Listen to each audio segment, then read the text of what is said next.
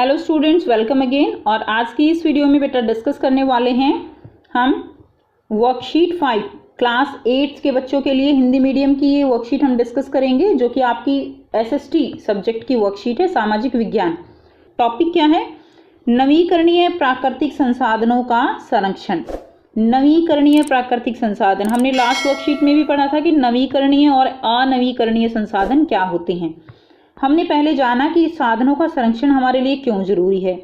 इन संसाधनों में बहुत से ऐसे हैं जिनका कितना भी प्रयोग करो वो कम नहीं पड़ते, और बहुत से ऐसे हैं जो एक ही बार में प्रयोग किए जा सकते हैं। जैसे बेटा हमने पढ़ा था पेट्रोल, डीजल, ठीक है। तो ये ऐसे संसाधन हैं जो कि एक बार में ही प्रयोग किए जा सकते हैं।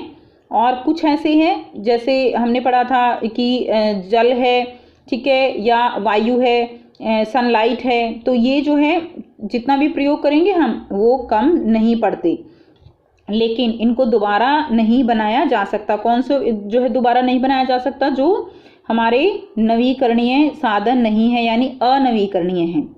इनको हम क्रमशः नवीकरणीय और अनवीकरणीय संसाधनों के नाम से जानते हैं। अब हम नवीकरणीय और अनवीकरणीय संसाधनों के संरक्षण पर चर्चा करेंगे। संरक्षण यानी हम उनको कैसे बचा सकते हैं, ठीक है।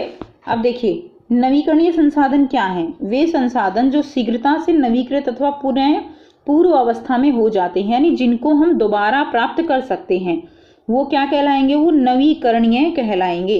यानी जिनको नवीन किया जा सकता है, जिनको आप कह सकते हो कि दोबारा उत्पन्न किया जा सकता है।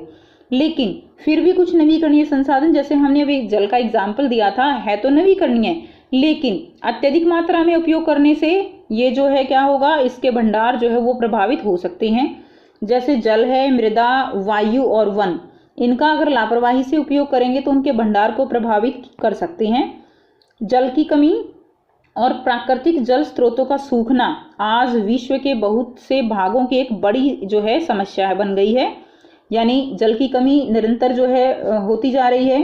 प्राकृतिक जल के जो स्रोत हैं वो सूख चुके हैं। तो ये एक बहुत बड़ी समस्या जो है हमारे सामने मुंह फाड़े खड़ी है।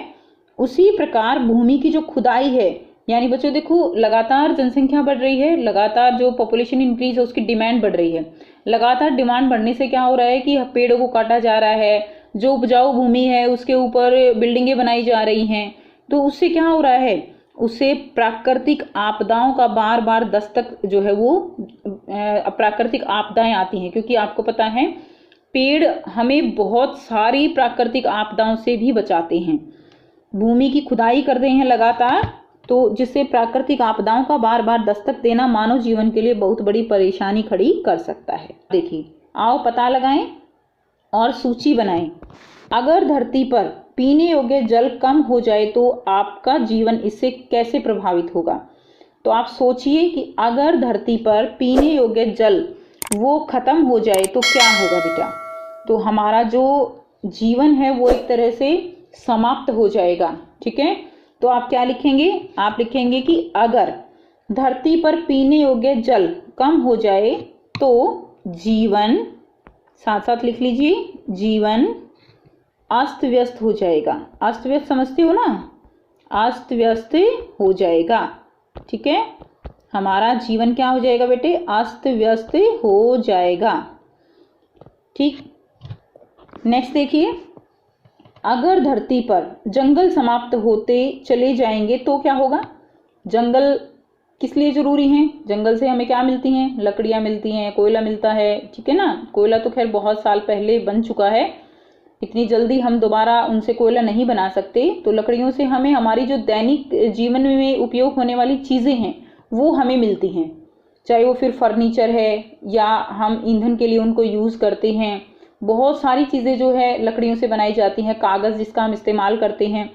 अगर ये सब समाप्त हो जाएंगे तो क्या होगा? अगर ये सब समाप्त हो जाएंगे तो हमें हमारी जो प्रयोग में आने वाली वस्तुएं हैं वो नहीं मिलेंगी, यानी दैनिक जीवन में उपयोग होने वाली वस्तुओं का उत्पादन बंद हो जाएगा। अगर जंगल समाप्त हो गए तो क्या होगा? आप लिखेंगे दैनिक जीवन में उपयोग में आने वाली वस्तुएं नहीं मिलेंगी, ठीक है। दैनिक जीवन में उपयोग में आने वाली वस्तुएं, उपयोग में आने वाली वस्तुएं नहीं मिलेंगी। ठीक है, ये आप यहाँ पे आंसर लिख दीजिए। ठीक है, ये हो गया इसका आंसर। अब देखिए नेक्स्ट करेंगे, प्रत्येक व्यक्ति संसाधनों के संरक्षण में अपना योगदान दे सकता है। सब अपना अपना योगदान दे सकते हैं किसी न किसी रूप में। इसके अतिरिक्त आप अपनी समझ से सोचकर लिखें कि आप किस तरह अपना योगदान दे सकते हैं। तो देखिए सबसे पहले हम करेंगे जल संरक्षण। जल का संरक्षण कैसे कर सकते हैं? पीने के पानी को गाड़ी के धोने, सड़क धोने के काम में न लाना, दैनिक कामों, नहाने, कपड़े धोने के समय पानी बेकार ना करना। तो इस तरह हम जल का संरक्षण यहाँ पे कर सकते हैं। नेक्स्ट जो पॉइंट है ये आप अपने आप से लिखेंगे कि आप कैसे जो है अपना योगदान कैसे दे सकते हैं। तो बेटा हम ये पॉइंट जो है ये अभी जब ये सारे कर लेंगे ना तब बाद में करेंगे एक साथ। तो अभी देखिए नेक्स्ट हम इसमें जो दिए गए हैं पहले वो पढ़ लेते हैं। भूमि या मृदा का संरक्षण कैसे कर सकते हैं? उपजाऊ भूमि को कृषि कार्य के लिए प्रयोग करना। उपजाऊ जो भूमि है उसको हम केवल कृषि कार्य के लिए प्रयोग करेंगे। बंजर या कम उपजाऊ भूमि का प्रयोग मकान बनाने या उद्योग स्थापित करने में कर सकते हैं। तो उपजाऊ भूमि है उसके ऊपर हम जो है उद्योग स्थापित ना करें, ठीक है, नहीं तो उससे क्या होगा, फिर फसल उत्पादन वो कम हो जाएगा और हमारे लिए अनाज कम हो जाएगा। प्लास्टिक का उपयोग ना करें। नेक्स्ट देखिए वायु का संरक्षण कैसे कर सकते हैं? प्लास्टिक या पत्तों या किसी भी दूसरे पदार्थ को न जलाना, पौधे लगाना और पत्तियों को न तोड़ना। वनों का संरक्षण कैसे किया जाए? कागज को ना फाड़ा जाए तो पेड़ों की कटाई नहीं होगी, क्योंकि कागज जो है वो किससे बनते हैं? पेड़ों से ही बनते हैं। कागज का हम सोच समझ कर इस्तेमाल करें। किसी के जन्मदिन आदि के कार्यक्रम में पौधा जो है वो उपहार में देना ताकि वो उस पौधे को लगाए और हमारा जो वनों का जो है वो क्या हो, संरक्षण जो है वो रहे, यानी प्लांट्स जो है वो ग्रो करें। अब आप इसमें नेक्स्ट पॉइंट्स कैसे लिखेंगे वो हम देखते हैं, वो आप लिखेंगे। सबसे पहले देखिए जल संरक्षण में आप क्या क्या पॉइंट कर सकते हैं, अपना योगदान कैसे दे सकते हैं। तो जल संरक्षण करने के लिए सभी लोगों में जागरूकता लाना जरूरी है। तो ये सबसे जरूरी काम है बेटा। ये ऐसा कदम है जिससे कि हम खुद तो उसको जो है करेंगे ही, साथ में दूसरों को हमें जागरूक करना है कि हम किस तरह से जो जल है उसको बचा सकते हैं। हमें नहाने के लिए बाल्टी का प्रयोग करना चाहिए। ब्रश करते समय नल को बंद कर दें। वर्षा के जल का संग्रहण करना चाहिए। वर्षा का जल जो है उसको स्टोर करके रखें ताकि उसको पानी को हम बाद में प्रयोग कर सकें। कपड़े धोने के बाद पानी को फेंकने की बजाय उसे पौधों में डाल देना चाहिए। इससे भी जो है पानी को हम वेस्ट करने से बचाएंगे। तो बेटा ये पॉइंट आप जो है सारे वहाँ पर लिखेंगे। इसके अलावा और भी अगर आपके पास कोई सजेशन है, कोई उपाय है तो आप वो लिख सकते हो। मिट्टी के संरक्षण के लिए देखेंगे आप नेक्स्ट, मिट्टी का संरक्षण। मिट्टी को संरक्षित करने के लिए हमें फसल चक्र विधि का प्रयोग करना चाहिए। फसल चक्र विधि जो है इसका प्रयोग करेंगे तो जो पोषक तत्व है मिट्टी में वो बने रहेंगे, वो उपजाऊ बनी रहेगी। उपजाऊ भूमि को केवल फिर फसलों के लिए ही प्रयोग करना चाहिए। उसके लिए हमें वहाँ पे उद्योग या फैक्ट्रियाँ नहीं लगानी चाहिए।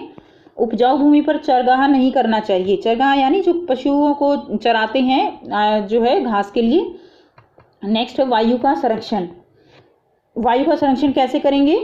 वाहनों से निकलने वाले धुएं पर नियंत्रण होना चाहिए, ठीक है। उद्योगों को रहने वाले क्षेत्रों से दूर होना चाहिए। इस तरह हम वायु का संरक्षण कर सकते हैं। और भी बहुत सारे पॉइंट हैं वायु के संरक्षण के लिए जो आप लिख सकते हो। नेक्स्ट क्या है? वन संरक्षण। जंगल में लगने वाली आग को नियंत्रित करना होगा। जंगल में बेटा बहुत आग लग जाती है, जिससे जो जंगल हैं उनका बहुत भाग जो है नष्ट हो जाता है, उसको हमें नियंत्रित करना होगा। लकड़ी से बनी वस्तुओं को कम से कम प्रयोग करें जिससे कि पेड़ कम काटने पड़े। तो ये पॉइंट्स हैं आपके जहाँ जैसे हम वायु संरक्षण, वन संरक्षण, इनके लिए अपना योगदान दे सकते हैं। नेक्स्ट क्वेश्चन देखते हैं। 4 क्वेश्चन स्टूडेंट्स आपको दिए गए हैं जिनको हम 1 बाय 1 करेंगे। फर्स्ट क्वेश्चन क्या है? नवीकरणीय संसाधन किन्हें कहते हैं? तो ये बेटा करते हैं इनके आंसर। नवीकरणीय संसाधन किसे कहेंगे? ऐसे संसाधन जो एक बार उपयोग होने के बाद शीघ्रता से नवीकृत किए जा सकते हैं, उनको क्या कहेंगे हम? नवीकरणीय संसाधन कहलाते हैं। जैसे पानी है, हवा है। और अनवीकरणीय क्या होते हैं? अनवीकरणीय जिनको हम नवीकृत नहीं कर सकते, जैसे डीजल है, पेट्रोल है आदि, ठीक है।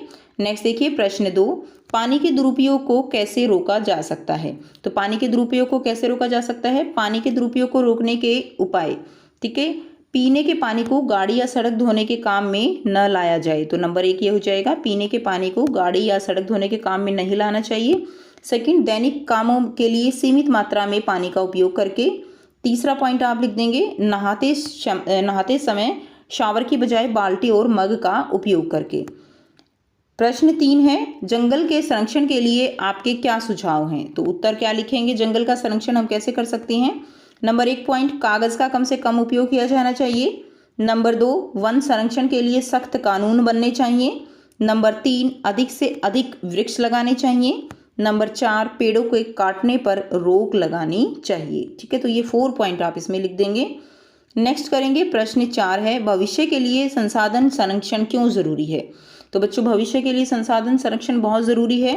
अधिकांश संसाधन जो है वो सीमित मात्रा में होते हैं और यदि संसाधनों का अंधाधुंध उपयोग अंधाधुंध तरीके से किया जाए तो वो जल्दी ही खत्म हो सकते हैं। इसलिए भविष्य में संसाधनों का संरक्षण वो ज़रूरी है। इसलिए हमें संसाधनों का संरक्षण जो है वो करना पड़ता है। ठीक है, ताकि हम आने वाली पीढ़ी को भी कुछ दे सकें। सो ये थी आपकी आज की वर्कशीट। आई होप स्टूडेंट्स आपको वर्कशीट बिल्कुल क्लियर है। आप अपनी एनसीईआरटी बुक से इसको ज़रूर पढ़िए, आपको बिल्कुल ये चैप्टर कंप्लीट जो है अच्छे से समझ आ जाएगा जब आप उसको रीड करोगे। और फिर भी कोई डाउट है तो आप कमेंट सेक्शन में कमेंट करके पूछ सकते हो।